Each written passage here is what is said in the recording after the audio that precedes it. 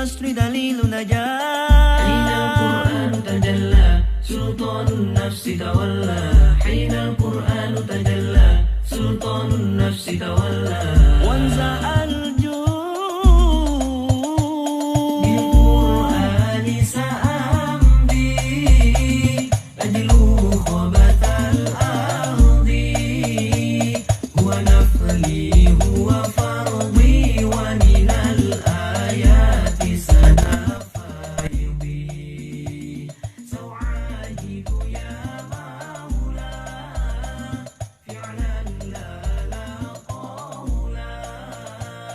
نشر كتابي أولى وسيبلغ بالدنيا طولا.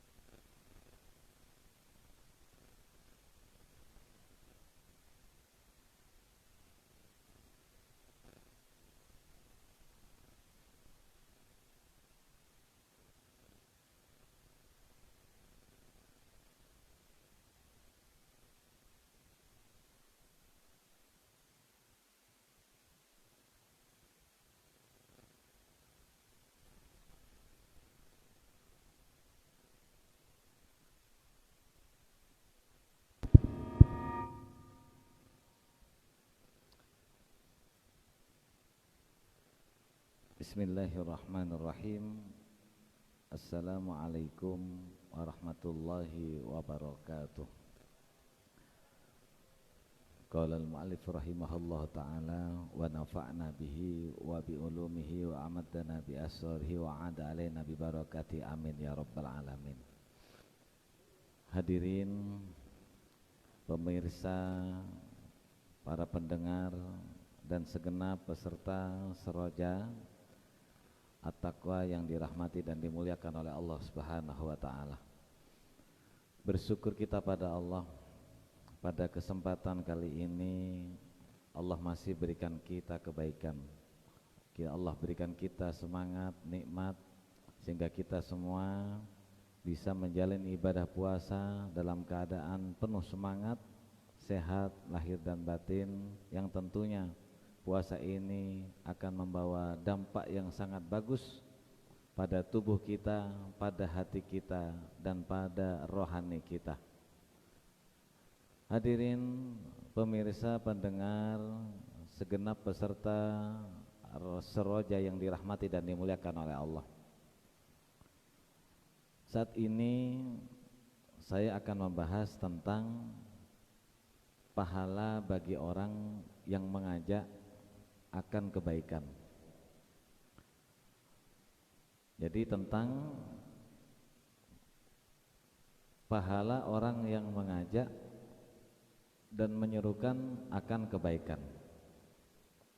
Namun sebelumnya, sebelum membahas akan hal itu, kami akan menyampaikan tentang beberapa hal, sebuah istilah yang harus kita kenal, yaitu di dalam Quran seringkali kita mengenal istilah soleh, atau ada istilah dengan istilah muhsin, muhsinin, ada soleh. Sehingga kita seringkali ketika kita membaca Al-Quran ada pernyataan-pernyataan man amila solihan fali nafsihi wa man asa'a fa'alaiha thumma ila rabbikum turja'un. Di dalam surat Al-Asr juga dijelaskan wal asri innal insana lafi khusr illa alladzina amanu wa amilus solihati wa tawasaw bil haqqi wa tawasaw bis sabr.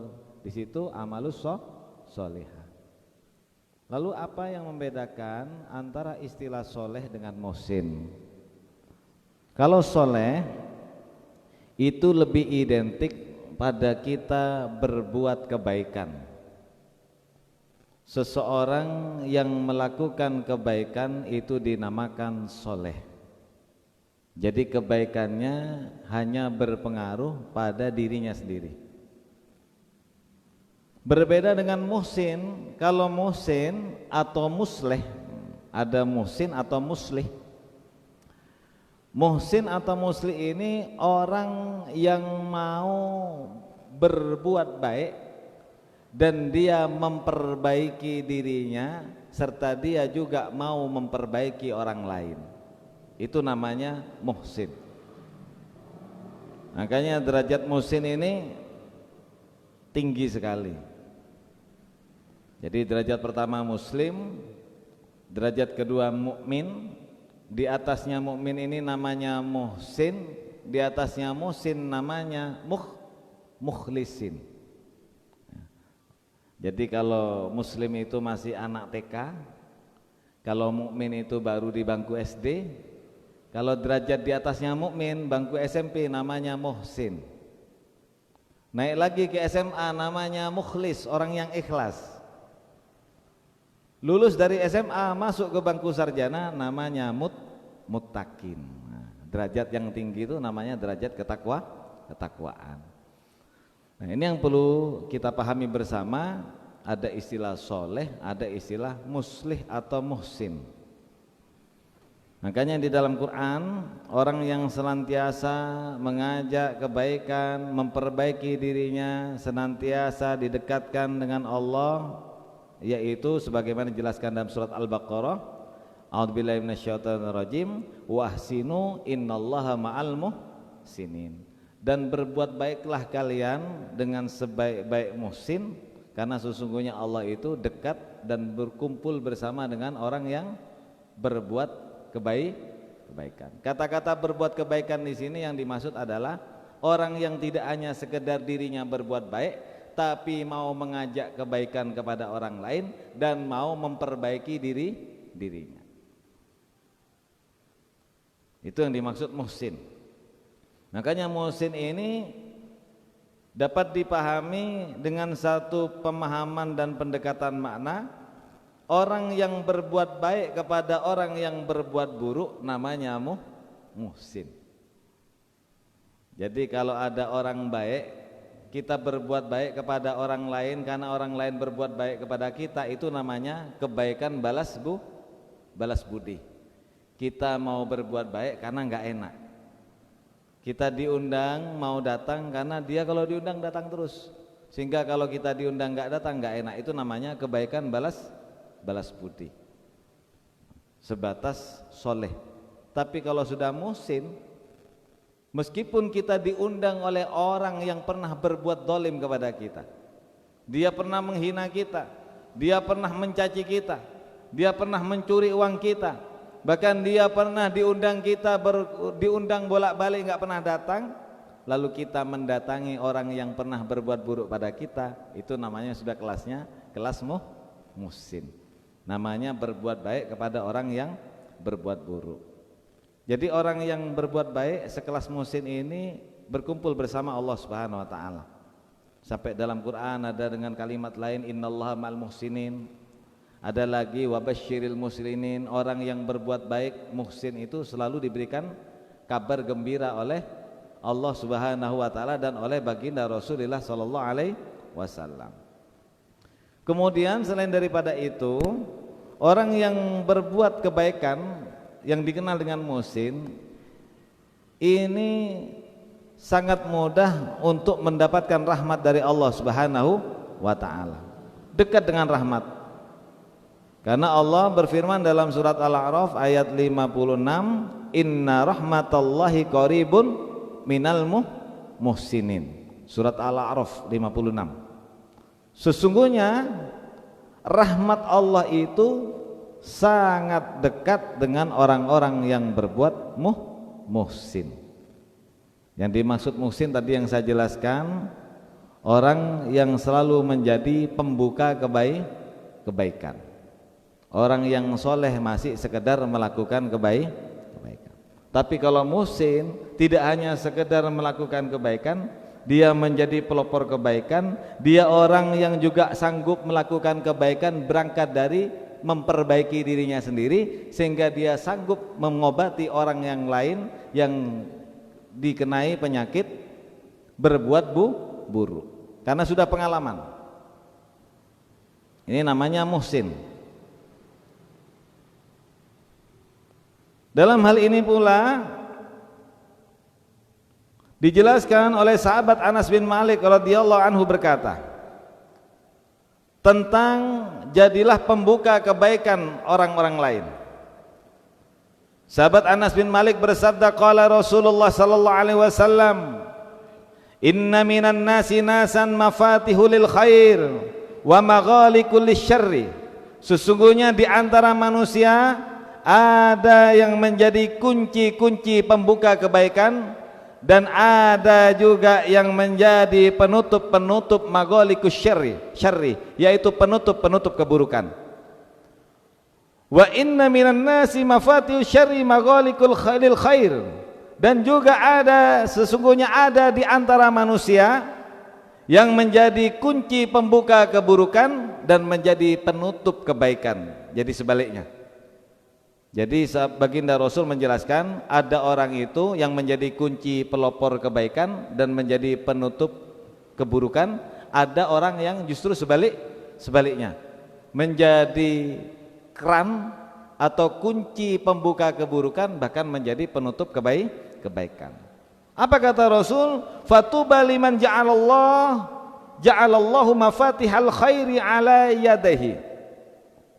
Kata Rasul, fatuba, sungguh beruntung, sangat bahagia orang yang Allah jadikan di tangannya memegang kunci-kunci pembuka kebaikan dan menjadi penutup keburukan. Tapi sebaliknya kata Rasul, wa wailun liman ja'alallahu mafatihasy syarri ala yadayhi. Sungguh celaka bagi manusia yang di tangannya diberi kunci menjadi pembuka keburukan dan menjadi penutup kebaikan. Jadi istilah ini sudah dijelaskan sendiri oleh baginda Rasulullah sallallahu alaihi wasallam. Juga dijelaskan oleh baginda Rasulullah yang diriwayatkan oleh Imam Jalaluddin As-Suyuti. Rasulullah sallallahu alaihi wasallam bersabda, "Indallahi khazainul khairi wasyarri." Di sisi Allah ada gudang kebaikan dan ada gudang keburukan. Wa matfatihuha ar-rajulu, sedangkan yang membuka kunci gudang-gudang kebaikan dan keburukan adalah seorang laki-laki. Lalu Rasul menjelaskan, fatuba liman ja'alallahu, beruntung bagi siapapun orang tersebut yang Allah jadikan di tangannya memegang kunci kebaikan dan menjadi penutup keburukan. Dan celaka wa wailun liman ja'alallahu miftahan lisyarri wa mughlaqan lil khairi, yaitu orang yang Allah jadikan di tangannya kunci pembuka keburukan dan menjadi penutup kebaikan. Jadi istilah ini sangat menentukan, ya. Sangat menentukan yang dijelaskan oleh baginda Rasulullah sallallahu alaihi wasallam agar kita bisa memahami betapa penting kita tidak hanya sekedar menjadi orang yang sanggup melakukan amal soleh, tapi kita naikkan derajat kita menjadi muhsin. Kita menjadi pelopor kebaikan itu. Kita sanggup memperbaiki diri kita karena kita sanggup melakukan kebaikan, sehingga dampak kita melakukan kebaikan itu mampu mengajak dan mampu memberikan pengaruh kebaikan kepada orang lain. Inilah yang menjadi penting untuk kita pahami. Lalu pertanyaannya, pahala apa, karomah apa, kehebatan apa, keutamaan apa yang akan Allah berikan kepada orang yang selalu menjadi pelopor, menjadi pembuka pintu kebaikan, yang menjadi orang yang selalu menyeru kebaikan, mengajak kebaikan. Itu dikenal juga dengan ad-da'i ilal khair, dikatakan pendakwah. Orang yang melakukan dakwah itu sebetulnya seperti ustadz, seperti kiai, atau seperti orang-orang lain. Ada yang berdakwah melalui musik, ada yang berdakwah melalui kesehatan, ada yang berdakwah melalui IT. Apapun bentuk dakwahnya, dengan cara nge-share kalimat-kalimat baik, sabda-sabda baginda Rasulullah, ayat-ayat Al-Quran yang baik-baik, lalu di-share di grup, dibaca orang banyak. Itu juga bagian dari ad-da'i ilal khair, orang yang mengajak kebaikan. Orang yang mengajak kebaikan itu mendapat pahala yang sangat besar. Bahkan orang yang melakukan kebaikan karena ajakannya, orang yang mengajak itu mendapatkan pahala sama persis sebagaimana orang yang melakukan perbuatan baik itu.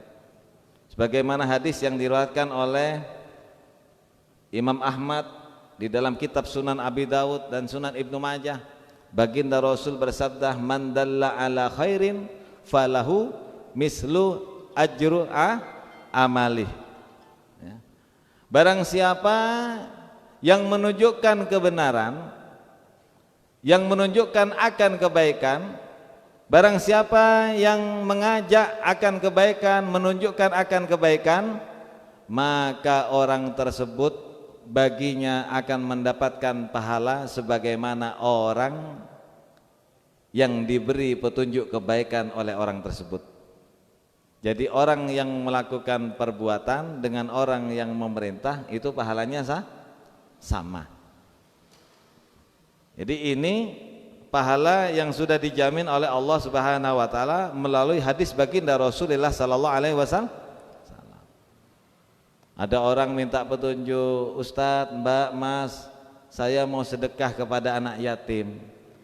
Kira-kira anak yatim di Bondowoso ini ada nggak di mana ya? Oh ada. Kebetulan kalau bapak ibu mau sedekah, ayo saya antar. Kebetulan di Kampung Arab di Kademangan ada yayasan anak yatim.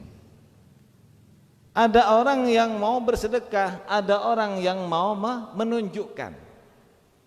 Yang menunjukkan tidak mengeluarkan sedekah 1 peser pun rupiah uang, tapi dia menghantarkan orang tersebut sampai pada akhirnya uang itu yang menjadi amanah sampai pada anak yatim. Maka orang yang memberikan petunjuk pada tempat anak yatim itu pahalanya sama dengan orang yang mengeluarkan sedekah atau berdonasi kepada anak-anak anak yatim. Mas, Mbak, saya mau zakat fitrah. Kira-kira saya ingin beli beras, yang beras ini khusus untuk berzakat. Zakat yang sesuai syariat. Sekarang ini kan besarannya 3 kilo. Ada yang mengukur 2,8 on, 2,9 terus dikuruskan menjadi 3 kilo. Yang bersanad kepada baginda Rasulil. Jadi sekarang ini umum. Zakat fitrah itu per satu orang bukan 2,7 lagi, bukan 2,5, tapi 3 kilo.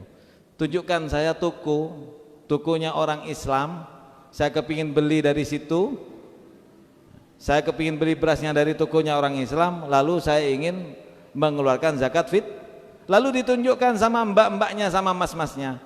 Oh ada Pak, ayo saya tunjukkan. Kebetulan tuku itu orangnya yang punya muslim, dia taat ibadah, dan berasnya itu betul-betul memang khusus untuk takaran zakat fitrah. Jadi mbak-mbaknya, mas-masnya yang sudah ngantarkan orang yang mau cari tuku beras khusus, maka pahalanya sudah sama dengan orang yang mau mengeluarkan zakat fitrah. Padahal cuma nunjukkan tukunya saja. Itu yang dimaksud man dalla ala khairin falahu mislu ajri amilihi au fa'ilihi. Jadi yang menunjukkan itu pahalanya sama dengan yang melakukan perbuatan kebaikan. Bahkan di dalam surat Al-Qasas ada penjelasan lain dari Allah. Orang yang membawa kebaikan ini justru pahalanya lebih besar. Yang ngajak kebaikan pahalanya lebih besar daripada yang berbuat baik. Surat Al-Qasas ayat 84, a'udzubillahi minasyaitonirrajim. Man jaa'a bil hasanati falahu khairun minha wa man jaa'a bis sayyi'ati fala yujzal ladzina amilus sayyi'ati illa ma kanu ya'malun. Barang siapa yang datang membawa kebaikan, barang siapa yang datang mengajak kebaikan, falahu khairun, maka baginya pahala lebih baik daripada kebaikannya. Diberi 10 kebaikan pahala. Barang siapa yang datang membawa keburukan atau mengajak keburukan, maka dosanya lebih besar daripada orang yang melakukan perbuatan buruk tersebut. Jadi dia hanya dibalas dengan setimpal perbuatan di masa-masa lampau.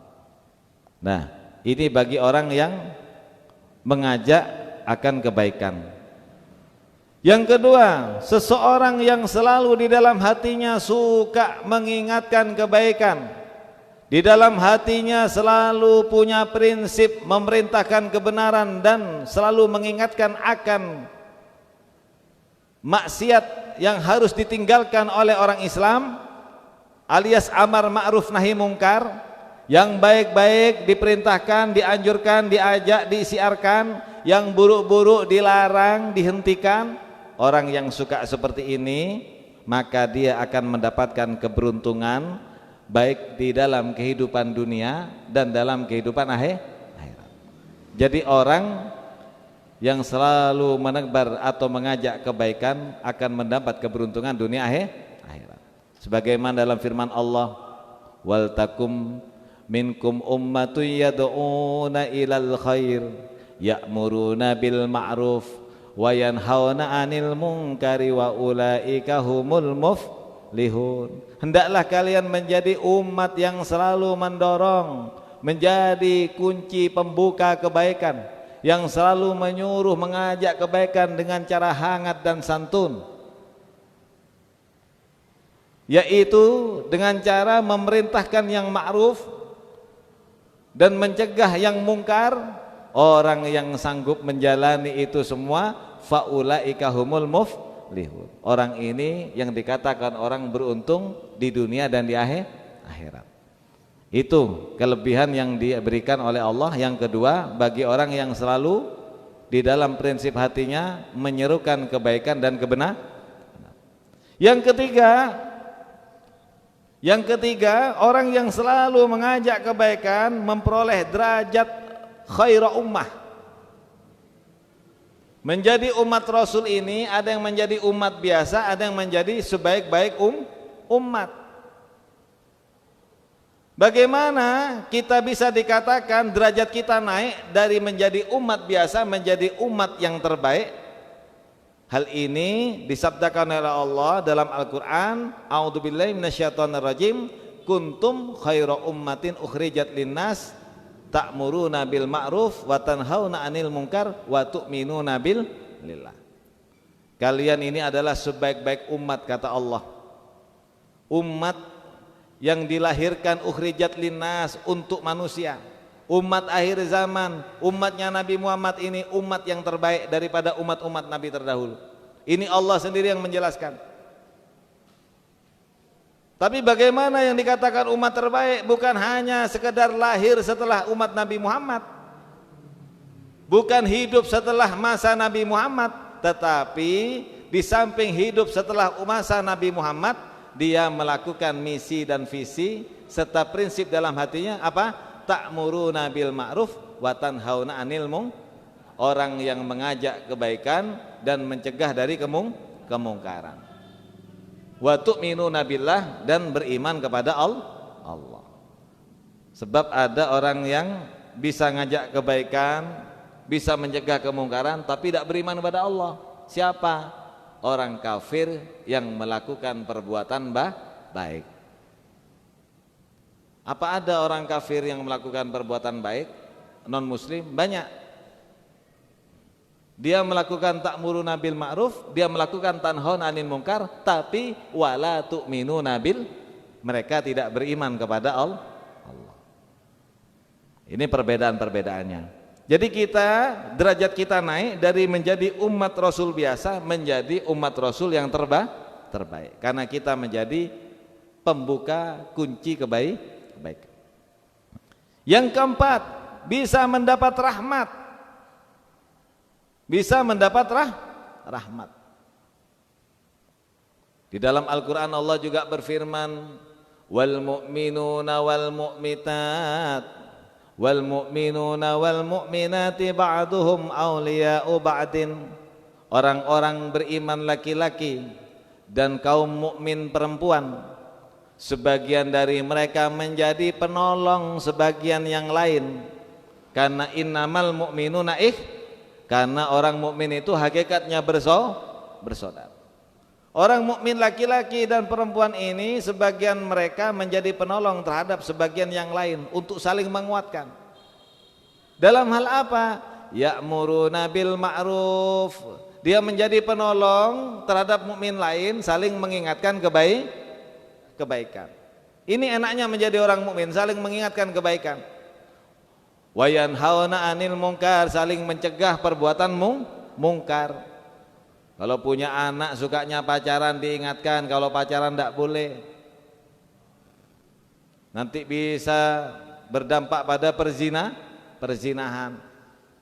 Nanti kalau sudah mungkar arahnya kepada fahsya. Tidak hanya itu, dilanjutkan oleh Allah, wa yuqimunas sholata, tidak hanya sekedar mengingatkan kebaikan dan mencegah dari perbuatan mungkar, tapi juga mendirikan sholat. Wa yu'tunaz zakata, dan menunaikan zakat. Wa yuti'unallaha wa rasulah, dan taat kepada Allah serta Rasulnya. Ulaika sayar humullahu innallaha azizun hakim. Mereka itu akan mendapatkan rahmat dari Allah Subhanahu wa ta'ala. Ini yang dijamin oleh Allah bagi orang yang betul-betul selalu mengajak kebaikan, mengingatkan sholat. Sekarang ini kan masuk Ramadan, sebentar lagi kita akan berbagi zakat fitrah. Yang punya WhatsApp, share di grup tentang keutamaan zakat fitrah. Bagian-bagian zakat fitrah yang berhak menerima zakat siapapun itu dijelaskan semua. Itu namanya mengajak kebaikan. Nah, jadi kalau orang sudah sanggup mengajak kebaikan, maka dia akan mendapat rahmat khusus dari Allah Subhanahu wa ta'ala.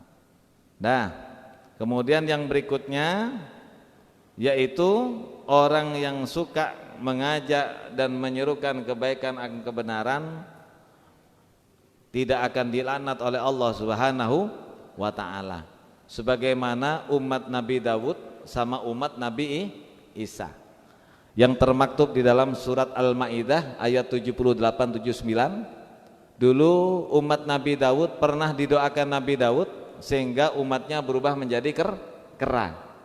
Sementara Nabi Isa pernah mendoakan umatnya karena melampaui batas dalam pengingkarannya sehingga umat Nabi Isa berubah menjadi babi. Dan ini dijelaskan dalam surat Al-Maidah ayat 78. A'udzubillahi minasyaitonirrajim. Lu'inal ladzina kafaru min bani Israil ala lisani Dawud wa Isa ibn Maryam dzalika bima asaw wa kanu ya'tadun. Orang-orang kafir dari Bani Israel yang dilaknat oleh Allah atas lisan Nabi Daud dengan doa Nabi Daud dan doa Nabi Isa. Hal ini di dalam tafsirnya dijelaskan, ini juga tertera di dalam kitab Zabur, kitabnya Nabi Daud, dan kitab Injil, kitabnya Nabi Isa. Ada umat Bani Israel yang ingkar, yang kafir atas dakwah Nabi Isa dan Nabi Daud. Dzalika bima asaw, tidak hanya sekedar ingkar, mereka bermaksiat. Wa kanu ya'tadun, dan melampaui batas atas kemaksiatannya. Apa bentuk kemaksiatan yang melampaui batas? Kanu la yatanahawna, mereka tidak saling menghalangi, tidak saling mencegah an munkari, dari perbuatan munkar. Fa'aluhu labi sama kanu yaf'alun, justru mereka melakukan perbuatan-perbuatan munkar tersebut. Semoga kita semua yang senantiasa menyuruhkan kebaikan, senantiasa mendapatkan tempat yang layak di sisi Allah Subhanahu wa ta'ala. Ingat, ada istilah yang dijelaskan oleh sahabat Hudzaifah bin Yaman, yaitu kematian orang yang hidup. Sahabat Hudzaifah ditanya, bagaimana kematian yang hidup? Orang yang hidup tapi mati, kata Imam Hudzaifah, man lam ya'rifil ma'ruf biqalbihi wa yunkirul munkara biqalbihi. Orang yang tidak mengenal kebaikan dengan hatinya dan orang yang tidak mau mengingkari kemungkaran dalam hatinya, itulah orang yang dia hidup tapi hatinya mati. Ada orang berbuat maksiat tetap biasa saja, maka ini dikatakan hati yang mati. Semoga bermanfaat apa yang disampaikan, senantiasa mendapatkan ridho dan pertolongan dari Allah Subhanahu wa ta'ala, dan kita menjadi kunci pembuka kebaikan yang mampu memberikan pengaruh kebaikan-kebaikan insan yang lain. Nanti ketika orang yang pernah diajak kebaikan itu akan masuk surga, dia akan mencari kita karena kita yang pegang kuncinya. Itulah yang dijelaskan oleh sahabat Anas bin Malik. Semoga bermanfaat, kurang lebihnya mohon maaf. Wallahul muwaffiq ila aqwamit thoriq. Wassalamualaikum warahmatullahi wabarakatuh.